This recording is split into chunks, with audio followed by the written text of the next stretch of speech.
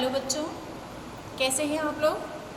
मैं हूं आपकी हिंदी शिक्षिका संध्या और आज कक्षा 7वीं में मैं आप सभी का अभिनंदन करती हूं, स्वागत करती हूं। हिंदी की इस कक्षा में आज हम पढ़ेंगे बाल महाभारत कथा और इसके अंतर्गत हम पढ़ेंगे पाठ 5 जिसका शीर्षक है कुंती। तो बच्चों, आपने इसके पहले महाभारत में विदुर, पितामह भीष्म इनके बारे में पढ़ा होगा। तो अब हम देखेंगे कि महाभारत कथा और विशेषकर ये हमारा जो पाठ है कुंती, उस पाठ के शिक्षण का सामान्य उद्देश्य क्या है। तो सबसे पहला उद्देश्य है महाभारत कथा का, वो है अधर्म पर धर्म की विजय। ये महाभारत कथा की सबसे ज़रूरी चीज़ है। बुराई पर अच्छाई की जीत दिखाना ही महाभारत कथा का उद्देश्य है। इसके अलावा महाभारत में मानव जीवन के विविध पहलू जैसे सामाजिक, धार्मिक, राजनीतिक, आर्थिक इत्यादि से भी आपका परिचय होगा। भारत के महान इतिहास को आप जानेंगे, महापुरुषों की वीर गाथाओं से आप परिचित होंगे और इस पाठ में जिसका शीर्षक है कुंती, इसमें आप राजा शूरसेन की पुत्री पृथा से परिचित होंगे। किस प्रकार से कुंती को ऋषि दुर्वासा द्वारा दिया गया वरदान और उसका प्रभाव हुआ वो हम देखेंगे। साथ ही साथ हम पढ़ेंगे इस पाठ में कुंती के स्वयंवर की कथा। तो आइए अब हम शुरू करते हैं हमारा पाठ जिसका शीर्षक है कुंती। आप देख रहे हैं चित्र कुंती, ये कुंती है और ये कुंती यदुवंश के प्रसिद्ध राजा जिसका नाम था शूरसेन, जो कि कृष्ण के पितामह थे, दादाजी थे, और उनकी बेटी थी पृथा।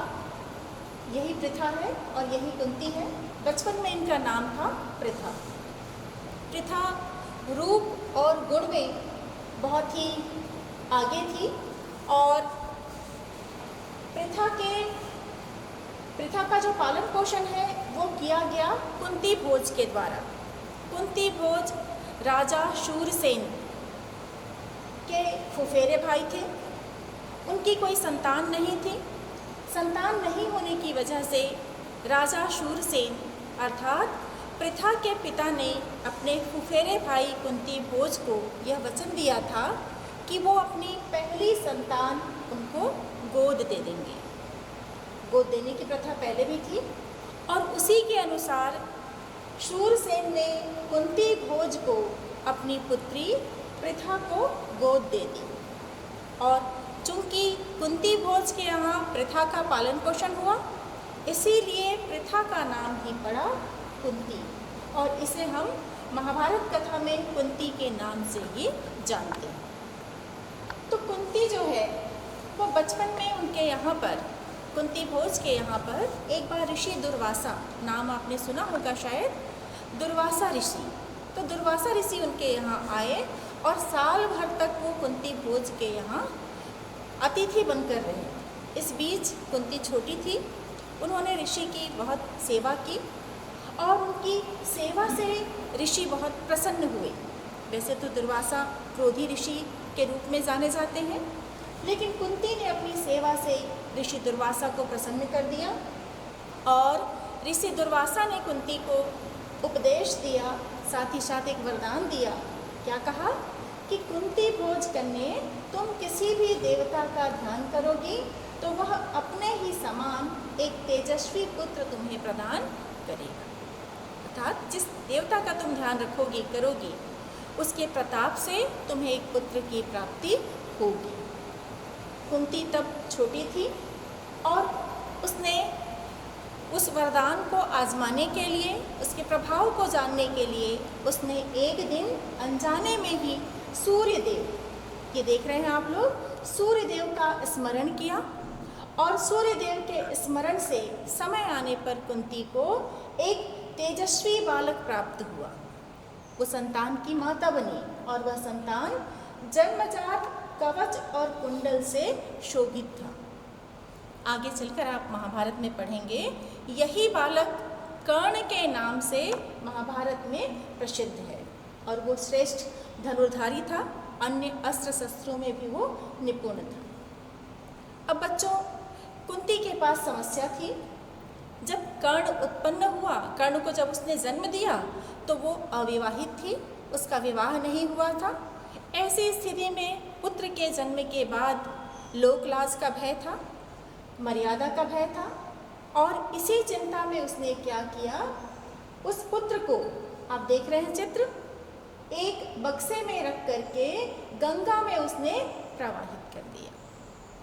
और यह पेटी जो है, ये पेटी बहते हुए पहुंची हस्तिनापुर, और वहाँ पर तट पर, गंगा के तट पर सारथी अधिरथ जो हस्तिनापुर के सारथी थे, रथ चलाया करते थे और निसंतान भी थे, उनकी कोई संतान नहीं थी, उस तक पहुंची। जब उसने उस बक्स को खोला तो देखते क्या है कि उसमें तो एक बच्चा सोया हुआ है। निसंतान अधिरथ और उसकी पत्नी थी राधा, वो बहुत ही प्रसन्न हुए और उस पुत्र को, उस बालक को, जो कि जन्मजात कवच और कुंडल पहने हुए जन्म लिया था, उस बालक का उन्होंने पालन पोषण किया और आगे चल करके वही बालक कर्ण सूत पुत्र के नाम से प्रसिद्ध हुआ। अब हम देखते हैं, कुंती बड़ी हुई और उसका विवाह का समय आया तो राजा कुंती भोज ने अपनी पुत्री कुंती के स्वयंवर की रचना की। स्वयंवर के लिए देश विदेश से राजागण आए। वहीं पर राजा पांडु, जो कि हस्तिनापुर के राजा थे, वो भी शरीक हुए, शामिल हुए, और कुंती ने राजा पांडु को पसंद किया और उनके गले में वरमाला डाल दी। अब राजा पांडु पत्नी कुंती के साथ हस्तिनापुर वापस लौट आए। उसके बाद देखो आगे क्या होता है।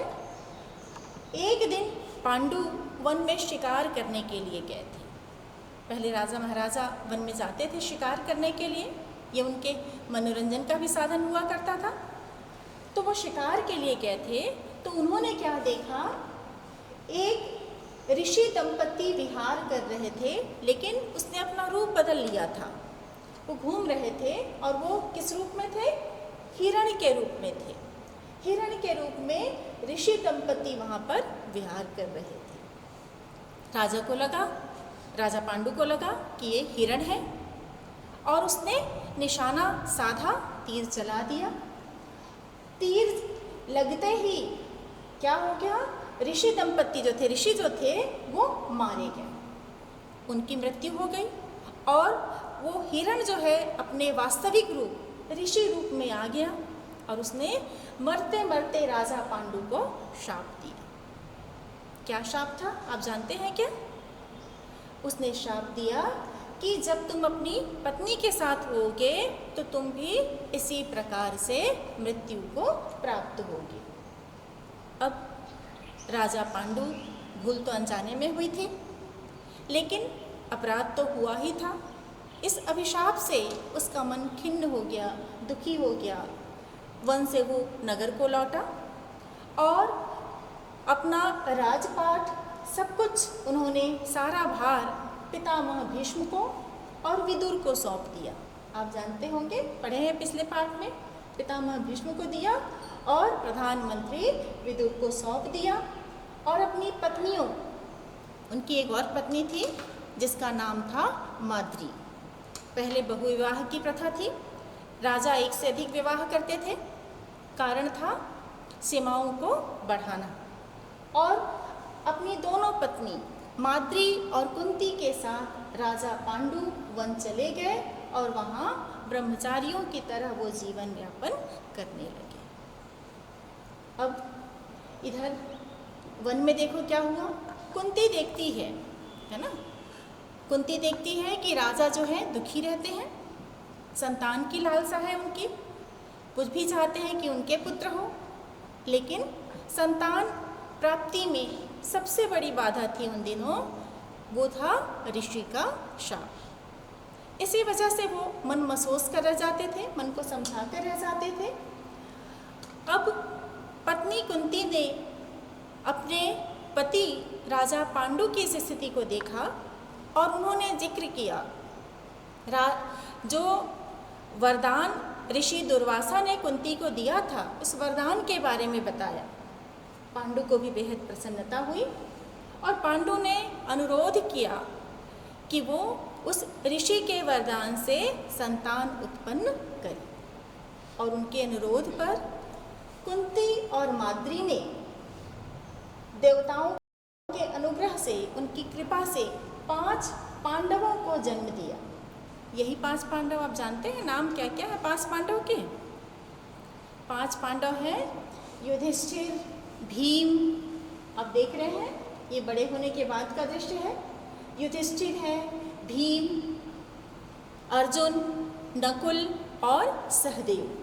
तो 5 पांडव का जन्म हुआ और तपस्वियों की तरह, ऋषि मुनियों की तरह राजा भी वन में अपने पुत्रों और पत्नियों के साथ जीवन यापन करने लगे। ऐसे करते हुए वो कई साल तक वन में रहे। लेकिन इधर ईश्वर को कुछ और ही मंजूर था। एक दिन की बात है, आप देख रहे हैं यहाँ पे कुछ लिखा हुआ है कि राजा पांडु एवं माद्री की मृत्यु के पश्चात माता कुंती एवं 5 पांडवों की हस्तिनापुर वापसी। तो अब मैं तुम्हें बताऊंगी कि पांडु की मृत्यु कैसे हुई। तो बच्चों, ऋषि का शाप का प्रभाव था। एक दिन पत्नी माद्री के साथ वो वन में विचरण कर रहे थे और ऐसी स्थिति में उन्होंने ऋषि के शाप को भुला दिया और फिर अपने पत्नी के साथ होने के कारण से उनकी मृत्यु हो गई। पत्नी माद्री ने अपने आप को पांडु की मृत्यु का कारण समझा और पांडु के साथ साथ पत्नी माद्री ने भी अपने प्राण त्याग दिए। इधर कुंती के ऊपर अब 5 पांडवों के पालन पोषण की जिम्मेदारी थी। पति की मृत्यु हो गई थी, वो बहुत दुखी थी। वन में और कई ऋषि मुनि थे, उन्होंने कुंती को समझाया। उस समय में युधिष्ठिर की आयु केवल 16 साल थी और समझा बुझाकर उन्होंने माता कुंती के साथ 5 पांडव को वापस हस्तिनापुर भेज दिया। हस्तिनापुर आए और यहाँ पर उनकी शिक्षा दीक्षा हुई और सत्यवती, आपने पढ़ा होगा महाभारत की वंशावली, तो सत्यवती जो कि पांडु की दादी थी, पांडु उनके पोते थे, धृतराष्ट्र और पांडु, उन्होंने अपनी पुत्रवधू अंबिका और अंबालिका के साथ में वन को चले गए और वहीं पर उन्होंने वन में अपने प्राण दिए।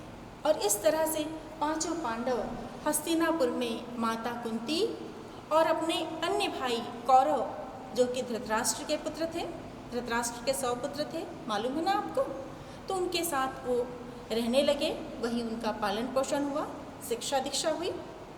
तो इस तरह से ये पाठ हमारा यहीं पर समाप्त होता है। तो आइए अब इस पाठ के कुछ महत्वपूर्ण बिंदु जिसके बारे में मैं आपको बताऊंगी। पाठ आपको समझ में आ गया होगा। तो देखिए इस पाठ में हमने क्या क्या पढ़ा। तो हमने पढ़ा कि कुंती राजा शूरसेन की पुत्री थी। शूरसेन की पुत्री थी कुंती। कुंती के बचपन का नाम पृथा था। पृथा का पालन पोषण कुंती भोज के द्वारा किया गया।